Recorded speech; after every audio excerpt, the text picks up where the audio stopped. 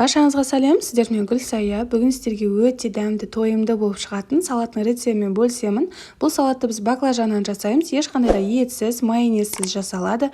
Міндетті түрде жасап көріңіздер. Сіздерге ұнайды деген сенімдемін. Және де осы видеоны соңына дейін қарап, каналыма тіркеліп алыңыз.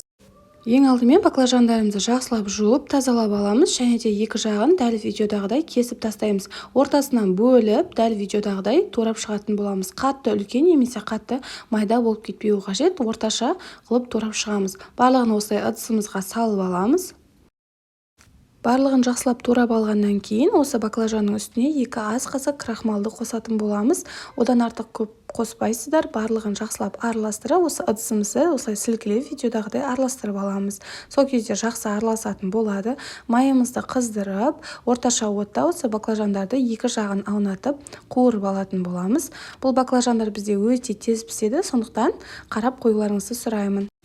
Осы салаттың құрамын төменде описание бөлімінде толықтай жазып қалдыратын боламын. Сол жерден қарасаңыздар болады.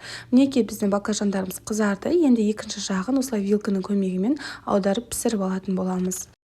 Бұл салат өте оңай, әрі тез жасалады, және де тойымды, дәмі ерекше болып шығады. Барлығы осылай қызарып піскеннен кейін вилканың көмегімен барлығын салфетканың үстіне түсіріп алатын боламыз, яғни артық майларды алып алатын боламыз. Қалған баклажандарымызды дәл осылай пісіріп шығатын боламыз.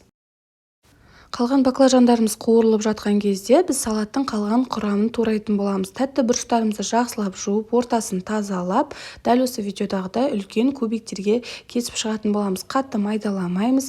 Мен осында 2 түстен алдым. Біреуін жасыл, біреуін қызыл қылып. Сіздер өз қалауларыңызша қолдансаңыздар да болады. Онан кейін бізге бір пияз қажет болады. Пиязымызды да дәл осы видеода көрсетілгендей қылып турап шығатын боламыз. Құрметті менің көрерменім, маған әлі тіркелмеген болсаңыз, менің каналымның алдыға жылжуына өз үлесіңізді қосып, менің каналыма тіркеліп алыңыз. Дәл осылай сарымсағымызды майдалап, жақсылап турап алатын боламыз. Және де баклажанымызды қуырған майымызға дәл осы пияздарымызды салып, жақсылап қуырып аламыз. Шамамен 5 минуттай дәл осы видеода көрсетілгендей араларын ашып, жақсылап қуырамыз.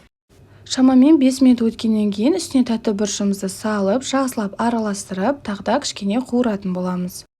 Дәл осы кезде біз көк шуаны турап алатын боламыз. Осылай қатты майдаламай, ұзынша етіп, үлкендеу қылып тураңыздар. Сол кезде салатта әдемі болып көрінетін болады. Сонан кейін кинзамызды жақсылап тағда осылай үлкен-үлкен қылып турап алатын боламыз. Міндетті түрде кинзаны қосуға тырысыңыздар. Сол кезде сіздің салатыңыз дәмді болып және ерекше болып шығатын болады.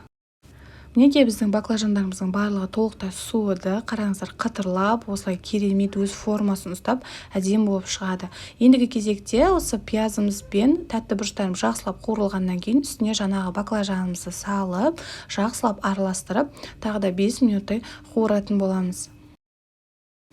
Шамамен 5 минут өткеннен кейін дәміне қарай тұзымызды салатын боламыз.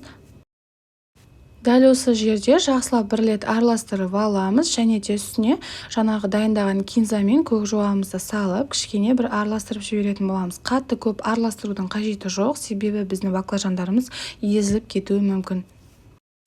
Салатымыз шамамен дайын болып қалды. Енді тек ең соңында соусты дайындайтын боламыз. 6% уксусты, яғни алмалы яблочный уксусты қолданамыз. Бір ас қасық осылай ыдысымызға қасықпен құйып аламыз. Артық қоспайсыздар.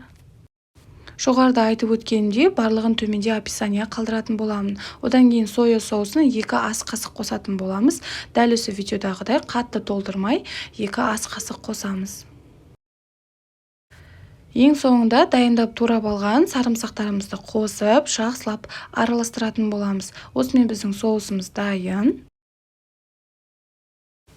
Дайын болған соусты осы салаттың үстіне құятын боламыз. Тағы да бір жақсылап араластырып жібереміз. Осымен біздің салатымыз дайын.